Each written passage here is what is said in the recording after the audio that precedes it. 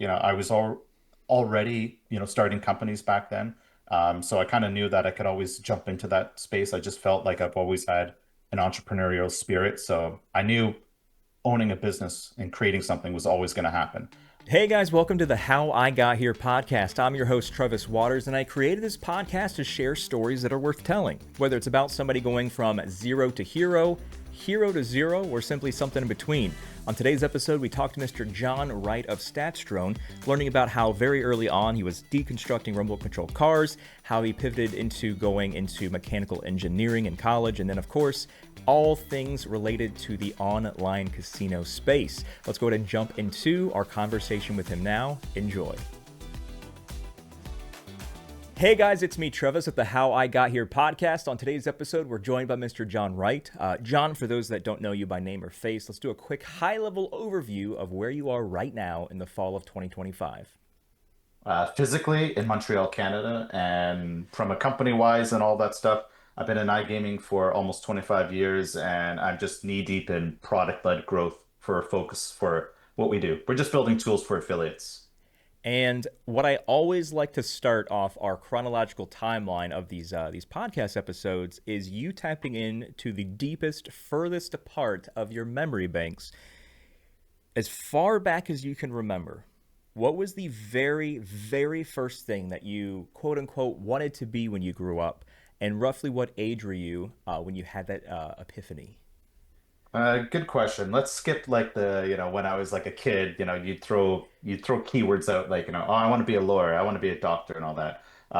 When it came to high school, I was actually totally lost. Like I went to grade 12 and like I have no clue what I want to do, and I just kind of freaked out and woke up and back then we had a fifth year of high school in Ontario. So yeah, I couldn't figure it out, but I knew I was really good at math, and I started digging into engineering. I started asking engineers, like I said, what is the job like? And the more they talked about it, the more I'm like, yeah, I like this. And at the heart of engineering is problem solving, and that's what I'm good at. So I went to school for engineering. I did mechanical engineering, specializing in robotics and AI. And for some odd reason, I went straight into professional gambling after graduating. So I know you're throwing away those early titles that everybody thinks of, but like what were all so before you got to high school, which what I understand, you didn't really have a plane of attack getting into high school. What were just some of the random things throughout the prior timeline that you're like, well, this is interesting, or I want to do this? Just, I guess, kind of build up to how you eventually turn that into engineering. Yeah, it's just weird stories. Like I've always had an interest in marketing. I was very good at music, which to me I kind of can treat like in a robotic sense. Like it's a language.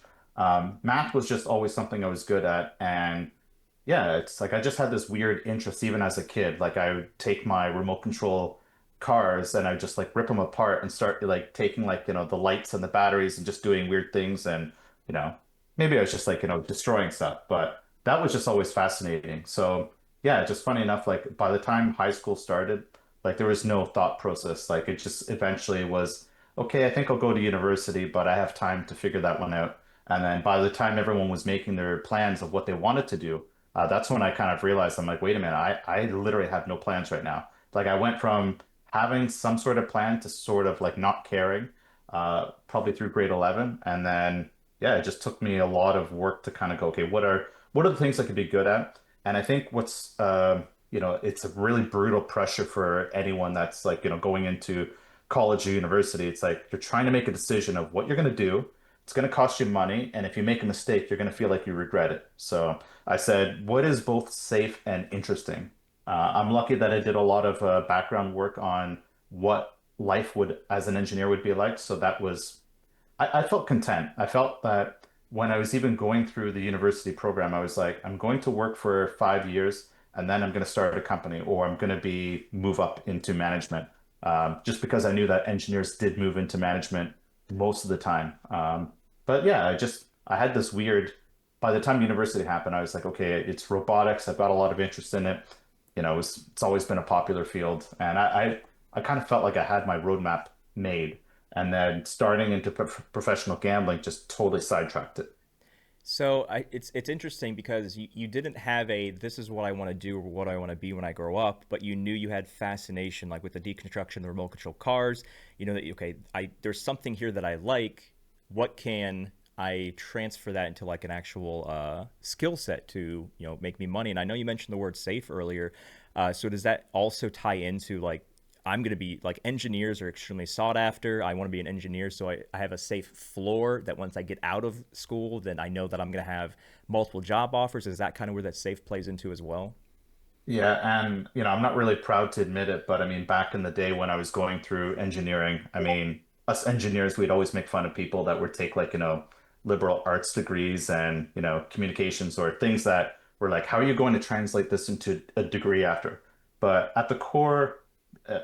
at the core element of a lot of these decisions, it's really emotion. Like we're going to use logic to justify our emotional decision, which is the emotion is, hey, I want to have a good career. I don't want to be broke. I want to be able to, care for my family and things like that. So, when we say like I'm doing these for logical decisions because I'm interested in that, it was really, part of it's like, I want to make sure I'm comfortable for the rest of my life. So I knew if I at least got that type of degree, I think I would be set for life and I wouldn't have a problem. Like getting a job would be always easy if I needed to do that. So I mentioned this on a lot of my episodes that I've done, where one of my favorite things about doing this podcast is finding, I guess, what you call like the small world scenario or parallels that I find in my life from what you're experiencing. And I mentioned this on a few previous episodes, but the high school not knowing what you're doing after high school part was extremely prevalent for me because I always joke about how there's a role somebody is actually paid to be quote unquote a guidance counselor. I was like, isn't this their role to help me figure things out? But my high school apparently had that role, I'm pretty sure, but I don't know if they just sat down and sipped coffee playing Minesweeper on their computer the entire day. But yeah, like same thing with me as well, where I had zero clue whatsoever to where I was actually floored and shocked and flabbergasted that at my high school graduation when they were walking people across the stage to hand them their diplomas that they were actually saying what college they were accepted to and what their focus was. And I had no idea that that was something I had to find out by my graduation or anything like that. So I'm like walking the stage and they say Trevis Waters undeclared, and I was so embarrassed because I was like one of maybe like four people in a very large graduating class that just seemed like they had no idea. But I was like, nobody told me I had to have an idea by now. So back to your story, you knew there was interest. You kind of kept going on those interests with the engineering side, but by the time you got to enrolling at university, you're like, okay, engineering is what I want to do. But through the years of college, while you're doing, you said mechanical engineering and a few other things, were you shaping what exactly the role was going to be once you graduated college at that time? Not quite. Like it was kind of like, I think as kids, like no one really knows what they're doing. Like you see so many people in class that, they just drop out. They drop out completely or they switch programs. They're like, I don't know what I want to do. And it's just a lot of pressure for everyone. I just felt safe that I was very good at math. I was very good. I like problem solving. So I was at least taking something that I didn't feel like I regretted. In terms of like what was I going to do after, I had some ideas. Like, I was already, starting companies back then. So I kind of knew that I could always jump into that space. I just felt like I've always had an entrepreneurial spirit. So I knew owning a business and creating something was always going to happen. I was just kind of looking at university going, okay, what skills am I going to stack while I kind of figure things out? Like I was kind of like spending time looking at, okay, where could I get jobs? Like, are we looking in the States? Is it in Canada? Is it in Europe? And then the things I was also studying weren't just robotics and AI. It was also a lot of renewable energy. So I worked on the University of Toronto solar car team. So I had a strong interest in that, and I just felt like I had a wide array of things I could do. I was just gaining a lot of skills. I wasn't really concerned. I just figured the one thing I did have in my back pocket was when I was in high school, I actually worked for an employment agency. So this was like a government funded type of employment agency. So I learned all the skills that you need to do to get a job for interviews because I had all the material and I had all these peers at this office that I could ask. So I got amazing at interviews, getting jobs that I probably didn't deserve, but I kind of knew what I needed to do to, take a job. Like this was in university. So I had all these things working in my favor. And I think that's actually an underrated skill is no one really teaches you how to build a resume, how to do an interview, or how to do a follow-up. And all those skills are totally different than what I started. Like back then, we didn't have LinkedIn. Now I think LinkedIn is the easiest way to just kind of like leapfrog a whole stack of resumes. Like back in the day, you'd have you'd think you'd get your resume in a pile of 100. How do you get at the top? You call them and you be like, hey, I sent my resume in last week. I just wanted to follow up, and then you're kind of like making them go get your resume and kind of put it at the top. You're now top of mind. That was what you did back in the day. Now I think with social media, you have good and bad things working for you. The bad things are what do you post on Facebook and Instagram when we know that people are going to look up and go, what kind of character person is this? Make sure that they've not been arrested or some sketchy stuff. And then for LinkedIn, it's kind of like, well, what do they have? How can you use LinkedIn to kind of just jump out and grab someone's attention?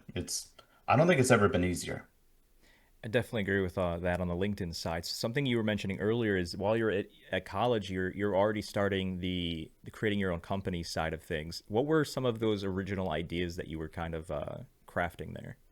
Yeah. Well, actually, when it came to university, I kind of put a lot of the business stuff at rest. I was like, let me get my degree. Like, I did have some roadmap, and the roadmap was maximum 5 years, work for a company, gain those skills, and then by the time I gained whatever experience, I just felt like robotics is something I was going to build. Like, I just remember like getting towards the last year of graduating, like I was working on all this robotics stuff.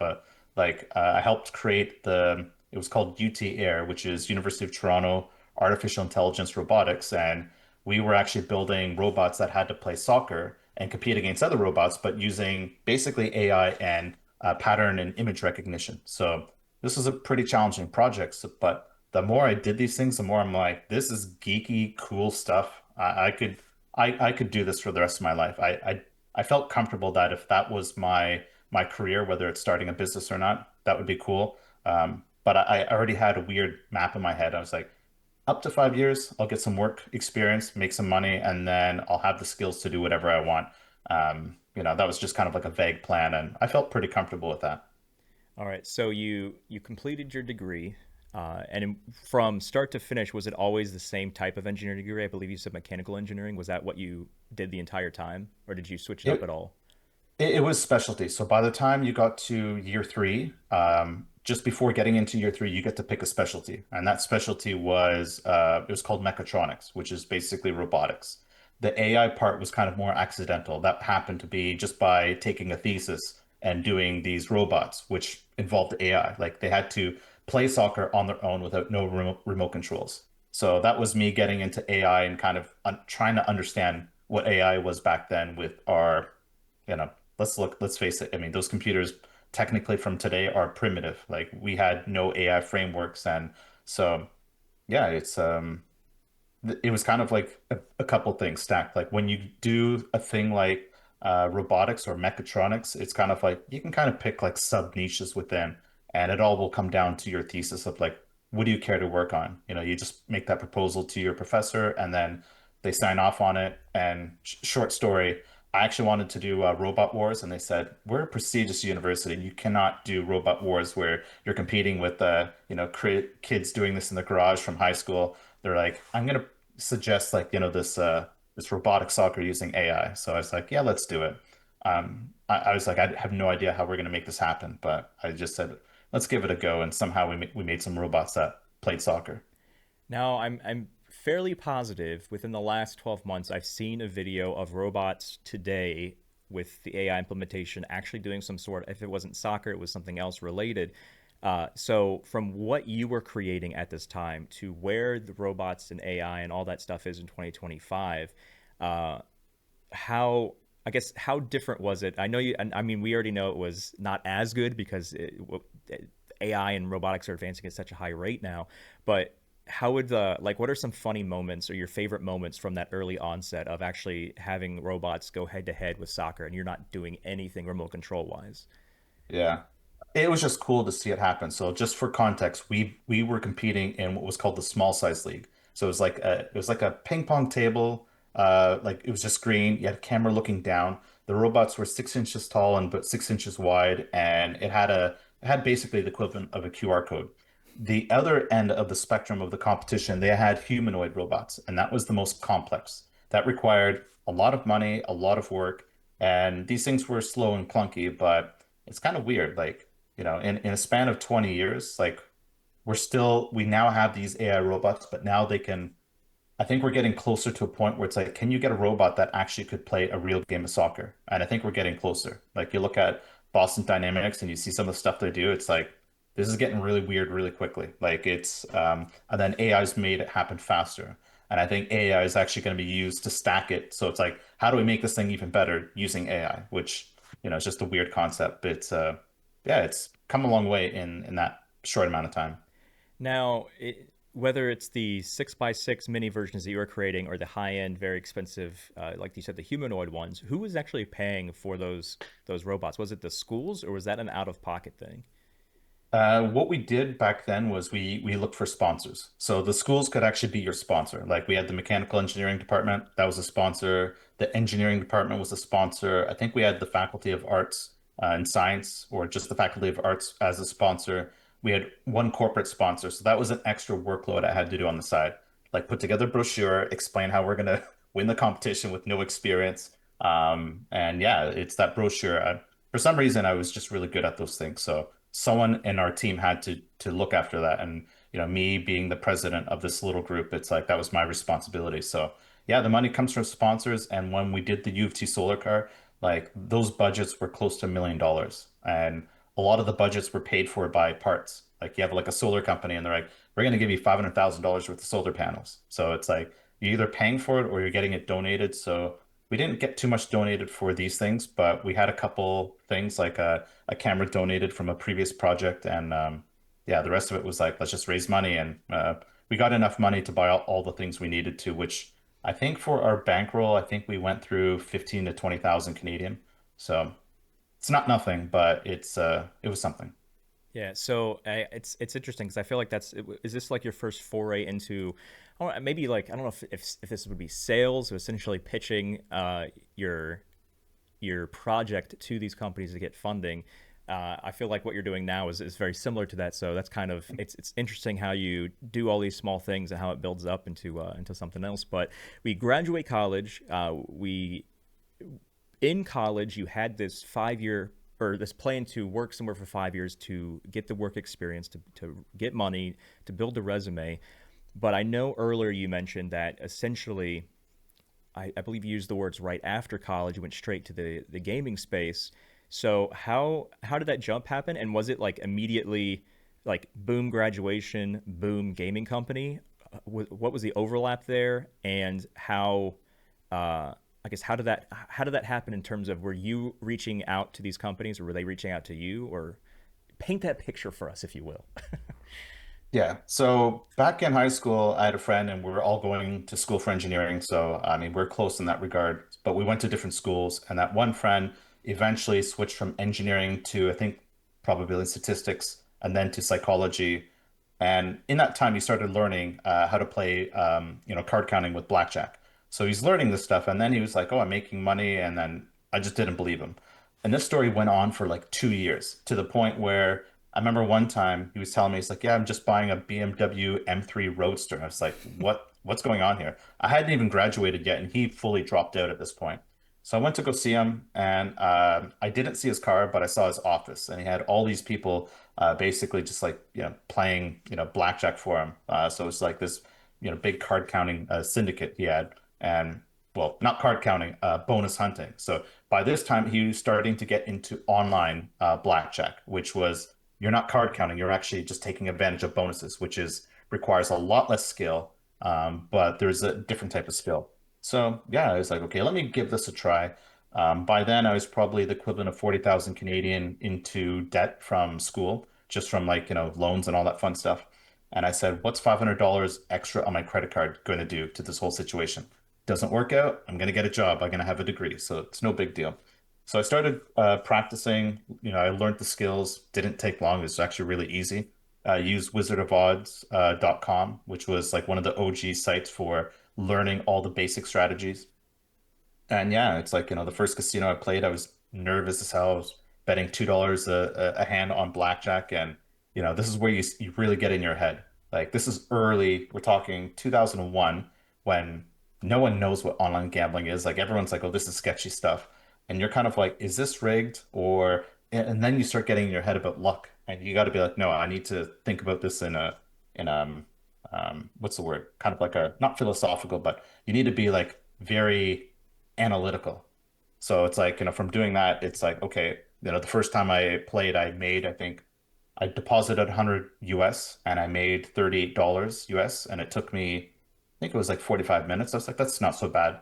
But then eventually you start getting better and faster. And then as the money starts coming in, you start stacking, how much you wager. So you're able to make the money even faster. And then it didn't take me long. It took me probably about 2 months to realize like, okay, when I graduate, I'm doing this because there's a lot of money that I could make. And basically, in the last year of school, I was basically doing this on the side. So by the time I graduated, like, there was no other decision. I'm like, I'm doing this because the amount of money I could make was just insane. It didn't even come close to a 50K a year salary. Like, at one point, I was probably doing the equivalent of like maybe 100 US dollars an hour. And then in a short period of time, that hourly rate started to increase because the bankroll kept growing. And then it's like, okay, let me increase the wagering size. And then what happens is your hourly rate increases to the point where I think, in a span of a couple of years, I was able to get to a max earn rate of around $1,000 an hour. You're like, there's no job here anymore. It's done. Now, from my understanding, you went straight into the online blackjack bonus hunting, but did your success there get you also having interest in doing the card counting physical blackjack side of things, or you're just like, this is too good, I don't need to worry about anything else, even if it's similar to the stuff that I'm doing right now online? Yeah, the thing I didn't like about card counting is at that time, like, the whole state of card counting was still worth a lot of money, but I considered it to be volatile. So what my friends were doing that I knew were actually doing card counting is the ones that were doing bonus hunting, they're like, this is way better than card counting. Like, in terms of you can literally go to Europe and just take your computer with you and be like, okay, I'm going to be here for a couple months and I'm just going to do this stuff online. Like, no big deal. You can't quite do that with card counting. You have to physically go to the places. You got to put up money. You got to like get hotels and all that stuff. And if you ever get banned or blacklisted, then you're kind of screwed. And unfortunately, the way card counting was, what I've learned from back then, the best way of doing it is with teams. So, let's just be what's the word? I don't want to say, it's like anti-sexist. It's like if you had a team, you wanted a female to be the one who's actually making the big bets. Because what happens is you'd have like the pit boss come around. They'd flirt with the women, but they'd be looking at the guys going, is this guy a card counter? Like, you'd give no credit to the women as having the ability to be legit card counters. And they're the ones that they just kind of act like, oh, my husband is blah, blah, blah, blah. And, they're just, when you learn the skill, anyone can do it. But with the women, it's like they never were regarded as being a target for, should we blacklist this person? So what you do is you work in teams. It's like you have multiple people going in and out, and you're going to the table, and you're basically kind of keeping track of the count. And what happens is, your female friend, who's not your friend at all, at least they don't know that, she comes to the table, and you just basically are having conversation. But in the conversation, you're basically giving out keywords as to what the count is. So you can say something like, if you're going to say a phrase of like talking about the weather or something obscure, you're going to plant a seed of a keyword or a number. It's really the number. And you're passing that on to her. And at some point in time, you just disappear. She's got the count. So she's coming in when she knows that there's a good count. And then there's certain things you can do with like your hat, like, just rearrange your hat to kind of like, you're basically signaling, hey, this is a hot table. Come on over. Yeah, I really love the movie 21, which again is based on the true story of the that MIT card counting game. So that's just something that always been fascinated of. And so something that popped in my head question wise was, I know you're mentioning that you essentially learned the bonus hunting stuff from a, I think it was, you said, like Wizard of Odds site. Yes. When it comes to like the strategy of the physical stuff, even though you didn't learn it to implement it, just the knowledge that you kind of assessed right there, is that something that was also part of some online teaching site, or is it just kind of word of mouth? Like, hey, if you're ever going to do this, make sure you do, this Yeah. structure. Yeah, it's definitely not word of mouth. It's a couple books. I forget which books are there, and I know I've got some of them in my library. It's like there's quite a few of them. But basically, you learn from a book. What I remember back then is you kind of need a solid 40 hours to learn everything. Whereas with bonus hunting, I could probably get you up and running in less than an hour. Like all I need to do is I need to give you a chart, and I basically say follow this chart. So whatever happens, you put your hand and the dealer's hand in the chart, you just play accordingly. You don't think any otherwise. Now, what's obviously different from back then versus today was um, back then, once they started realizing how much money was leaking from blackjack bonus abusers, they started saying no more blackjack. Or blackjack, you had to wager an insane amount, which is still actually beneficial. But eventually they just said, you know what, no more blackjack. You're claiming a sign-up bonus. We're not going to allow you to play blackjack. So then we moved on to video poker. And eventually, when that got shut down, we actually moved over to slots, where slots is kind of challenging to calculate how you make money from it, but it was better because when you're able to, you can either do a calculation or you can run a simulation of how you could actually still make money bonus hunting with slots.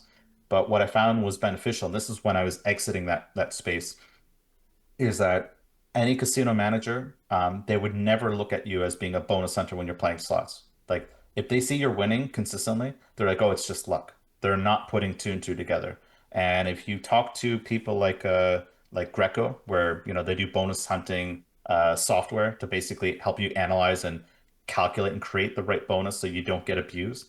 Like the bonus hunters, I think they're making more money than they ever have.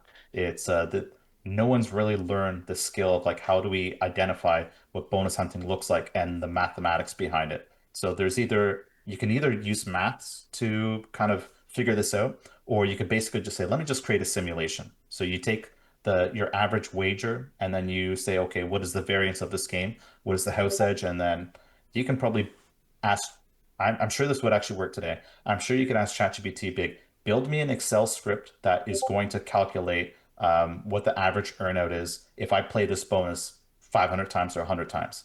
It'll tell you what your average return is going to be. And yeah, most people they don't understand any of this stuff. So on top of the whole bonus hunting card counting thing that fascinates me is how long these these things can go on before quote unquote they get caught or shut down.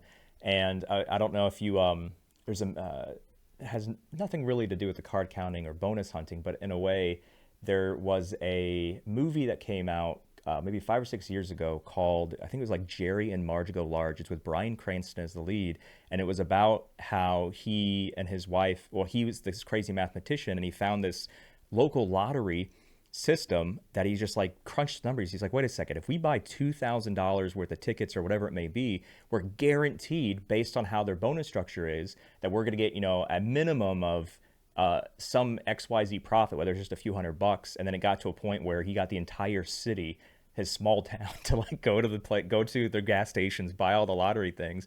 And I think, I forgot what the number was, but I mean, he made like his entire city GDP essentially like skyrocket millions of dollars. And then of course he didn't get in trouble because he was following the rules. But they just, they shut that down. And it's so interesting how long these things can go before the people are like, wait a second, how are we bleeding money?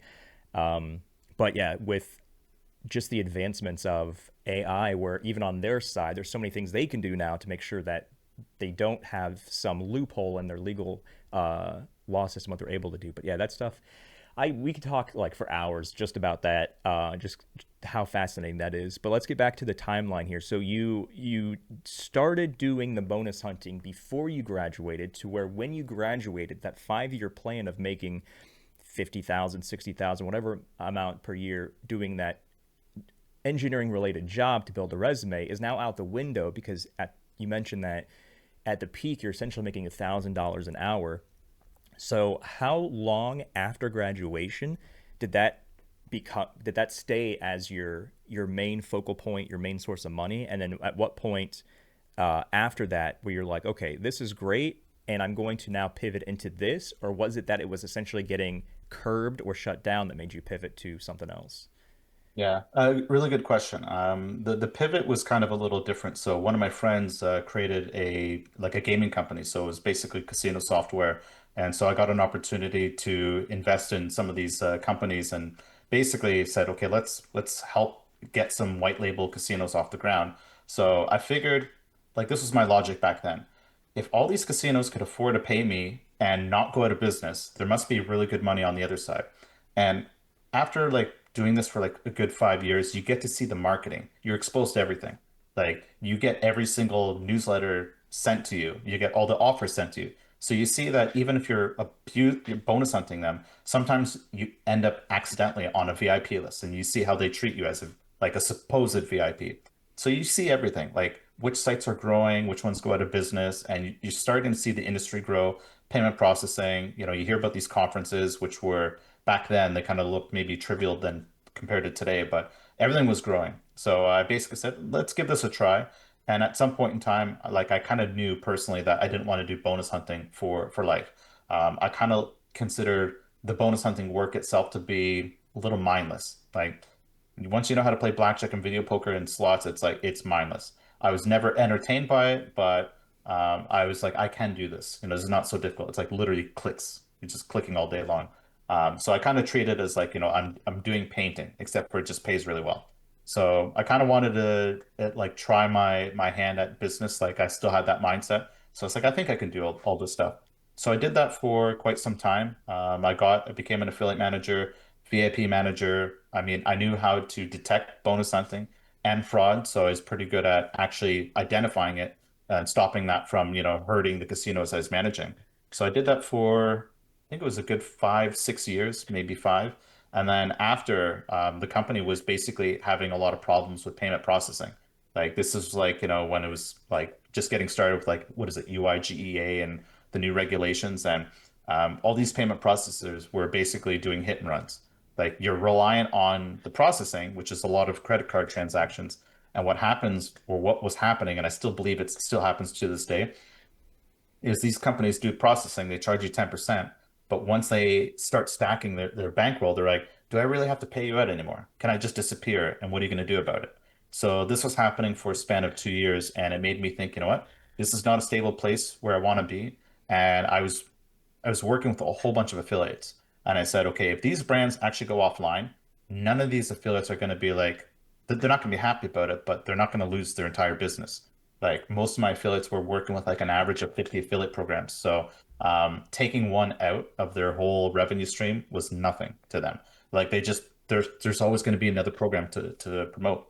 So I saw how they grew their business. A lot of them had no skills and experience. Like, well, they had skills and experience, but you don't go to school for affiliate marketing or for SEO. You just didn't do those things. So I started doing that in 2010. So I created some B2B affiliate sites and then eventually B2C. So I got in the affiliate space. I think I made a lot of mistakes along the way of how I could have done it better. But it was enough to make me some okay money where I could at least pretty much, if I wanted to coast, I could. Like, it was quite possible to make like 10 to 20 grand a month and be like, you know what? I can do this on autopilot. And for quite some time, it was on autopilot. And it took me quite some time to realize, okay, I knew I also didn't want to do this forever. Like I knew back then I was excited about creating a site, but once it came to maintaining it, like I just got bored instantly. So it's going full circle back to knowing what I like and don't like. And it's kind of like I like solving problems and I like creating things. And once you build an affiliate site, you're not quite you can be technically solving problems, but it's really just a money machine. It's like build links, create content, manage your deals, and rinse and repeat. Like once I got to that point, I knew I was kind of like, there's a ceiling for me here, and it's like this is not where I belong. So your actual pivot from you cranking out $1,000 plus per hour doing the bonus hunting, which you mentioned it kind of became so, I don't know if the word dull is right, but so boring that this is like you're just literally, you know, copy paste essentially. Was it so? The Catch Me If You Can Frank Abagnale story where he essentially was caught doing something illegal, caught, arrested, and then became uh, essentially like an FBI informant to help the other side crack down on fraudulent checks. Was that essentially kind of the thought process of this is boring, but if they're making so much money and they don't care that I'm making this much money, they have to be making an insane amount of more money than I think they are. Let me go over to that side and kind of do that same concept. Let me start using the skills that I've acquired to essentially not catch individuals, but curb the ability to have the casinos bleed out. Yeah, funny enough, like when I look at the Greco business with like Osric and Ed Dickerson, it's like I wish I did that back in the day because I was good at it. I knew if you gave me access to any casino online, I'd be able to actually find all the bonus hunters immediately and just clean them all out. So it wasn't necessarily more of that. It was just more like, well, wait a minute. If these companies are making that much more money, I actually looked at it as there's more revenue potential on the other side. So for me, unfortunately, it didn't work out to be that case. It was a lot of learning, kind of like losing a bit of money along the way. I did believe personally that the $1,000 an hour wasn't going to last forever. So I didn't want to be caught in an uncomfortable position where, what's gonna be next. Like I was already looking at the next things. It was like, okay, am I going to switch over to online poker and professional poker, where I did a little bit of that, but that's actually a very difficult game to master and learn. I was looking at all the different things after, and the thing that just kind of resonated with me was affiliate marketing. Like I just looked at what these guys were doing. Um, you know, funny enough, like looking back then, I kind of knew I just gravitated towards entrepreneurs. Like these are people that's like I had friends that were like creating like Ask Gamblers or partnering with LCB.org, and these guys are like going into law school, dropping out. It's like I didn't drop out, but I almost did. If I had all this bonus hunting stuff happen a year or two before, I would have definitely dropped out. So it's just you're meeting really cool characters, smart people, people that are just kind of creating their own way. And yeah, it's like there's no playbook in affiliate marketing. I was pretty excited to kind of get my hands involved in it. I felt it was a little weird because it's like, can affiliates actually make more than operators? But when I was on the operator side, what I knew to be true was if you wanted to be an operator to make the most money, you kind of needed to scale. You needed to get into that insane territory. Because when you're not in that territory, if you're making, let's say you're making 100K in revenue, 10% is going to payment processing. You've got another 10 to 15K that's going to royalties and, basically net gaming that's going to the platform provider. You're paying a hefty 30% to affiliates. And then you've got other things like employees. By the time you look at it, 100K revenue turns into maybe 10K net. You need to get to a crazy scale. Whereas with affiliate marketing, you could create a WordPress website. Your bankroll is like next to nothing. Like we're talking like hundreds of dollars of years. And then you could probably back then you could have done it without any links and just start writing content. Like you literally start making money in a shorter period of time. It's like that was kind of crazy where it's like, you know what? I didn't have much of a bankroll saved from, the operator days, but basically I was like, I can do this with like no budget at all. Like this is not only making money, but it's also not risking money. Like, there's always that expression, you need money to make money. But in affiliate marketing back then, you could actually jump right into it without having any bankroll. Like literally, if you wanted to, you could probably do it with zero, but a couple $100 would have gone a long way. Hosting, a domain, WordPress, you're good to go. So, in your when you first started, I guess working for the other side, if you want to call it that, for the like The affiliate dark side. programs, the dark side, were you working directly? Were you an employee of the casino, or were you essentially a middleman that paired people that have affiliate sites and doing affiliate referral stuff with the actual online casino? So, like, what were you like a B2B source for this casinos, or were you actually employed by the casinos officially? Yeah, it was more technically employed. There was like basically a large commission that you could get from basically if you grow this thing to be something bigger, then the commission rates were generous. So it's basically I don't know how to phrase it. It's almost like a sub-affiliate commission. Like if you grow this thing, then you can make a percent of what everyone else does. So the opportunity on paper was there. But basically what was frustrating was I didn't really have much control over it.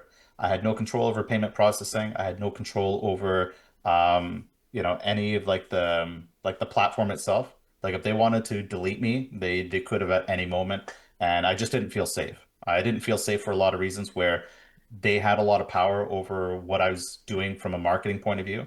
And then, what came first was payment processing. So once I saw that, I was like, I think the writing's on the wall. I did personally spend probably more time trying to hang on to that than what I should have. But it's just because like I put so much time and I put money up front to try to make it work. So when it didn't work, it was really painful. It was kind of like I'm at risk of like going bankrupt here. And so just to have that in the back of your mind, it makes you want to just kind of take a project and go, you don't want to give up on it.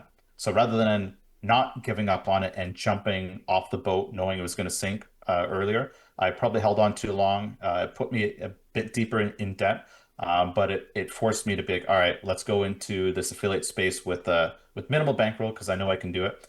I knew I could always go back to bonus hunting if I really needed to, which it still wasn't disappearing. So funny enough, like even though I felt bonus hunting wasn't safe, turns out like almost 20 years later, it's apparently never been better. So I could have stayed in that lane, but I didn't want to be caught at a position, and I also was bored. So I said, okay, I'm bored. This operator stuff, I gained a lot of experience from it. I don't regret it at all. But I said, let me see if it will actually help me on the affiliate side, and I think it did. So, what year are we right now, and where you are stepping away from the operator side? Yeah, operator side was basically 2010. I was like, this is not a good space, and that's when I started building the first set of affiliate sites and said, okay, let me try to build this small digital asset. I've tried building them in the past, so it was a lot more focused, and I had an advantage at that time. Being an affiliate manager, you got to see the revenue of all of your affiliate customers. So you knew their sites and you knew how much money they're making from your one program. And sometimes they were pretty honest and they'd actually tell you how much they're making per month. So I had a lot of data with me to kind of be able to feel comfortable about going into it. So yeah, 2010 was basically all right, let's pivot away from this operation space and go all in on affiliate sites. And yeah, that was interesting journey. Learned a lot. Did a lot of things in the middle. Like I did some SEO consulting on the side, design. So I started learning all these skills that are kind of necessary towards building an affiliate. But I wasn't taking full advantage of it from a revenue point of view. But that slowly came around and became that slowly became a superpower for me today. I know, so we have about a 15-year gap from then and then today, and I know, I mean, I know the affiliate-based company that you run today. So when you were doing your affiliate sites, was that version like 1.0, or did you try a bunch of different things along this 15-year timeline and eventually create what you have today? So essentially, was it a just a bunch of pivots and tweaks within one big concept, or did you just launch a bunch of different ideas during that time? Yeah, good question. It was more different ideas as affiliate sites in that time. So I know if I were to rewind time and go, okay, what am I telling my 2010 version of myself? It would have been like take one project and just run with it. If I did that, I think I'd be like I wouldn't be fundraising, looking for investors or any of that stuff. It would have changed everything. I think the reason why I did that is because I had some peers that were very good at doing that. So what I didn't do was I didn't learn for myself going, what am I personally good at? It took me a very long time, we're talking 20 years, before I learned that I'm really good at doing one thing really well. I'm not the best at doing lots of things. And even when it comes to running a SaaS company, you're doing both. You're doing lots of different things to make everything grow, but you're also having that narrow focus. And I think I could have done that narrow focus. So what I did back then was I created one site. I created a B2B site because I was just really into it. And that actually was probably a smart decision. And then I created a B2C site, but probably the mistake I made in that site was I didn't go as niche as I should have. Like I basically said, let's create the equivalent of like Ask Gamblers because they were doing pretty well. So I copied a lot of ideas that were done in the past, but I also know personally, if I were to do that again, I probably could have just been a bit more cutthroat in the execution. So if I did all those things, I think I would be in a very different place today, but I learned a lot. I made some pretty easy passive income. It never scaled to where I thought I could have made it, but those were kind of like learning things. So what I was doing along the way was, okay, I'm going to learn how to build my own site. I'm going to learn some of the programming. I'm going to learn some of the design. I'm going to learn some of the conversion rate optimization. So I stacked a lot of these skills, but I didn't really use that to crank one site out. I just had all these kind of, you know, one site here, one site there. Sometimes the one site would kind of randomly pull in a VIP player, but it made good money, but it gave me an opportunity to take a little bit of time to sit back and go, okay, what could be the next thing if this is not what I want it to be? And so, I guess, what year was the first iteration of your current venture concocted? Was it like we still have like 15 years in this window here? So were you just Yeah. dabbling in a bunch of different affiliate sites, both B2B, B2C, and then was it 5, 10 years later you're like, okay, this is what I want to do, or this is what I my sole focus of, like you said before, one lane focus is what you excel at. So this is what is going to be the end game, if you will. How many years into this 15-year journey did that come about? Yeah. So I'll give you the longer story. So by the time 2015 came around, in 2010, I had a business partner and we weren't getting along well. So by the time 2015 happened, we just had a straight up blow up and we're like, we need to buy each other out, or one person has to buy the other person out. So we had a split and I was taking on the sites myself.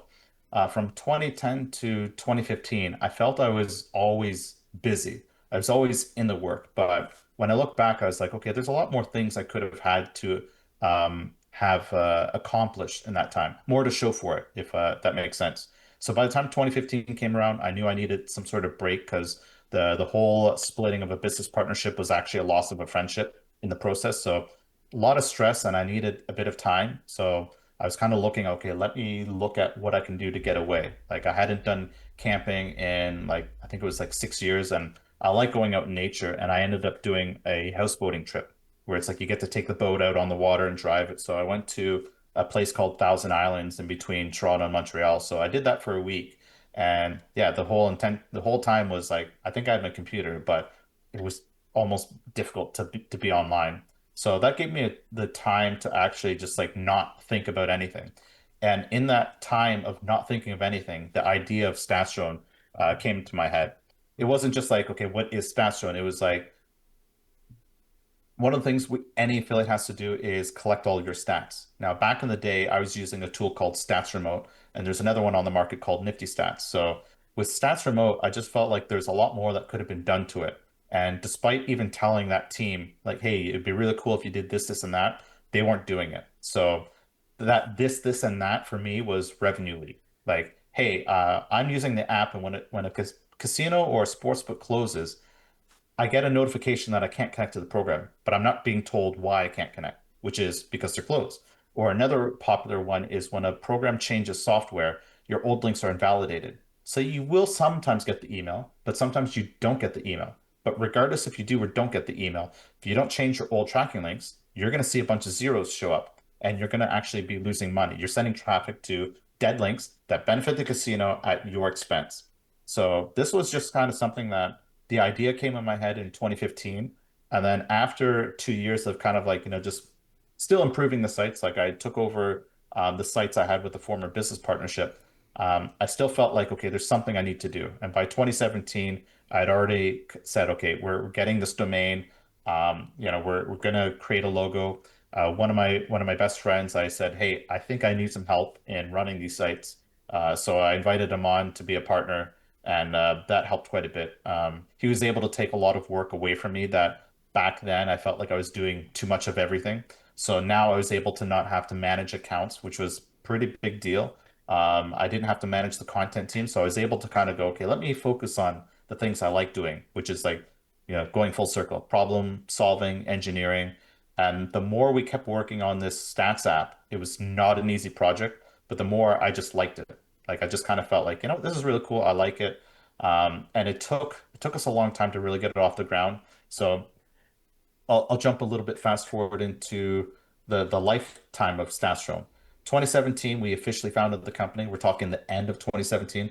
So 2018, we already were starting working on the app, programming it, and also working with another developer. 2018 to 2020, that app was not successful. It was not product worthy. We put it on the market, and people are like, "No, I'm not paying you money for that at all," because it was just every mistake you could have made, we made.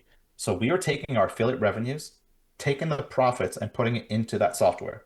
So rather than taking the profits and growing our affiliate sites, which was the original intention, we made a very extreme um, judgment to be like, we're gonna take a risk. We're gonna put this revenue instead of making it grow bigger, we're gonna put it over here.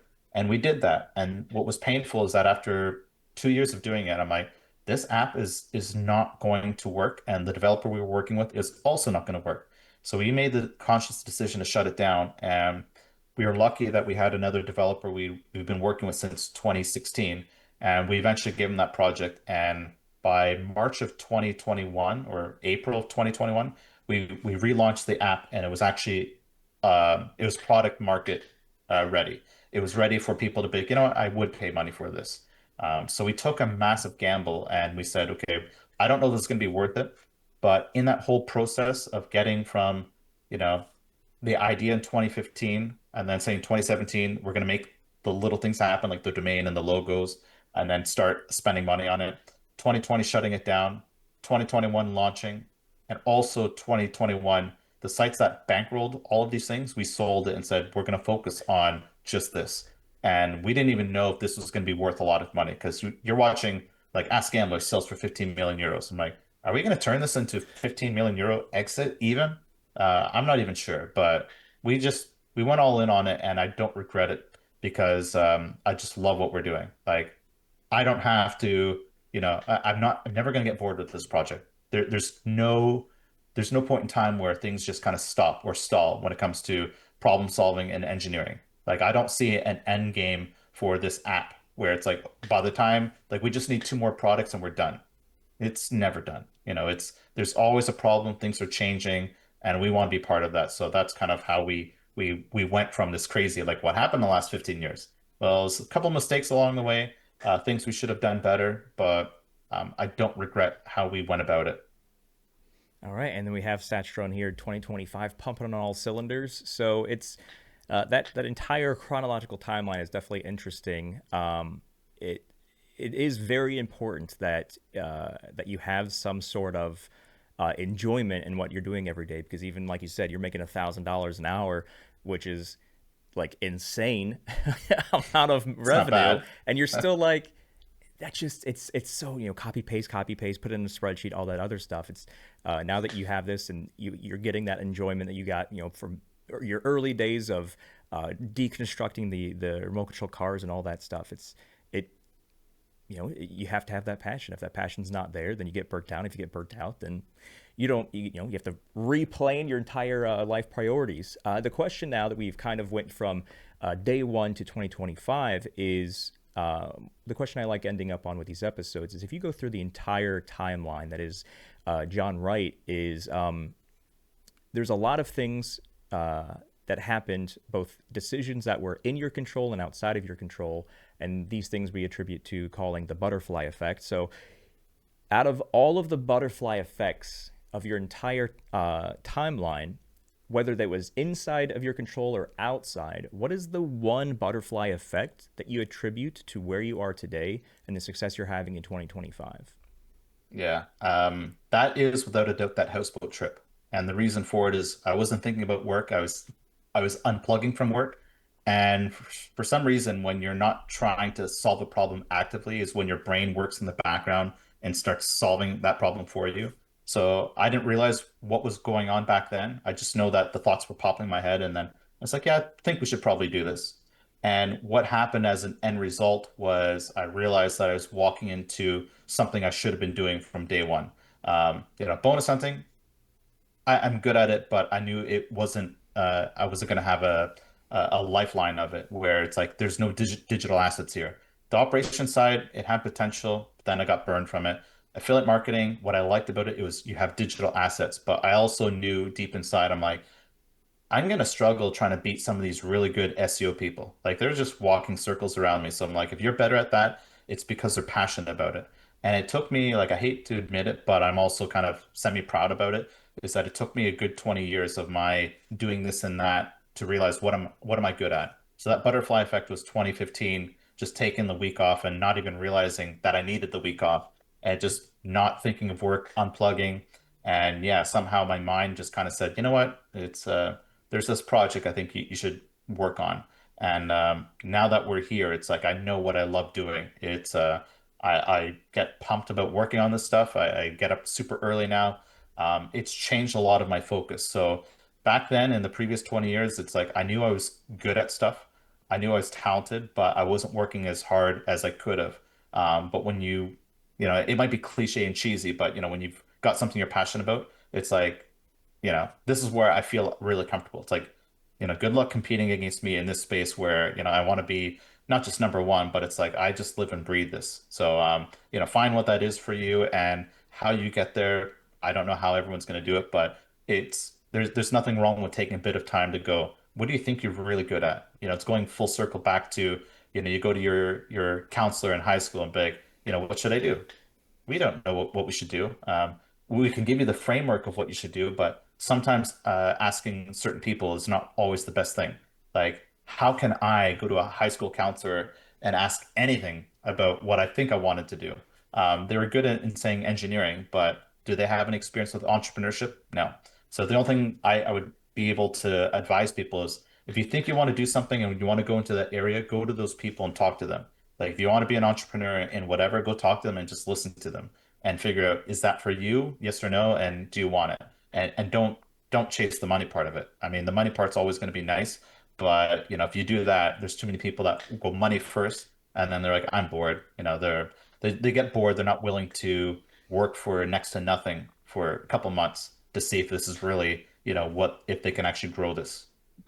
I find it fascinating that it only took you that week of unplugging to kind of recalibrate the priorities and the interest. Some people, take the sabbaticals for a year or two, and then they find their inner self. But for you, it's like 7 days. Boom. Okay, this is what I should have been doing.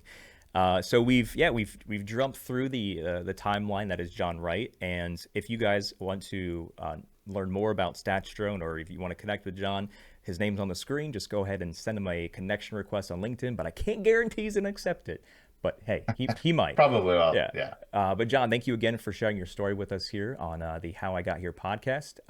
Yeah, shoot him a connection and make sure you guys subscribe to whatever channel you're listening or watching this on, as we drop a new show every Tuesday morning at 6 a.m. Eastern time. But thanks again, John, for your time.